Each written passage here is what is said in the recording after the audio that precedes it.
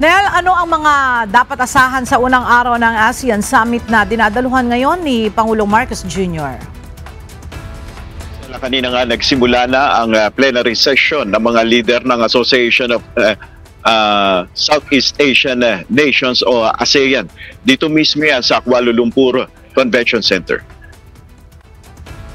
Sa opening statement ng chairman ng ASEAN 2025 na si Malaysian Prime Minister Anwar Ibrahim, nagpasalamat siya sa mga kapwa ASEAN leader dahil sa pagpapanatili nito ng diwa ng centrality at malapit na samahan sa gitna ito ng kinakaharap na hamon ng rehiyon tulad ng pagpapataw ng unilateral tariff ng Estados Unidos.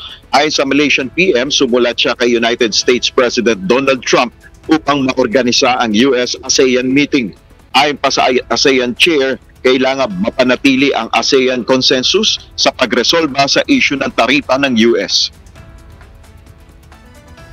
When we encounter this problem with the tariff, we said proceed with bilateral meetings, but retain the ASEAN consensus, and without exception, all ASEAN leaders gave the tacit approval. Sa intervention naman ni Pangulong Ferdinand Marcos Jr. sa plenary session, tinalakay niya ang issue sa South China Sea. Partikular na rito ang pagsasapinal ng Code of Conduct.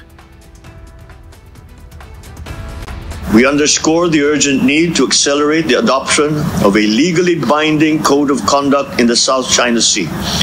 This to safeguard maritime rights, promote stability, and prevent miscalculations at sea.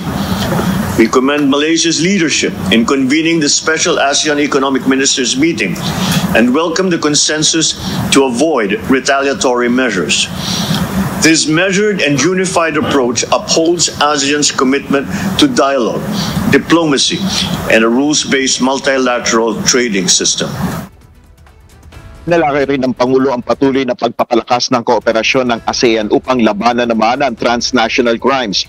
Bukod sa plenary session, may retreat session rin ng ASEAN leaders.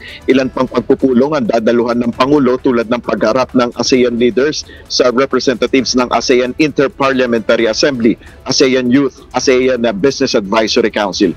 At kasama rin si PBBM mamaya sa magaganap na signing ceremony sa tinatawag na Kuala Lumpur Declaration on ASEAN 2045. At mamaya, Ella, ay alamin pa natin yung mga naging intervention ng Pangulo o yung paghahayag ng posisyon ng Pilipinas sa iba't ibang mga issue sa rehiyon. Yan muna ang ating update. Balik sa iyo, Ella.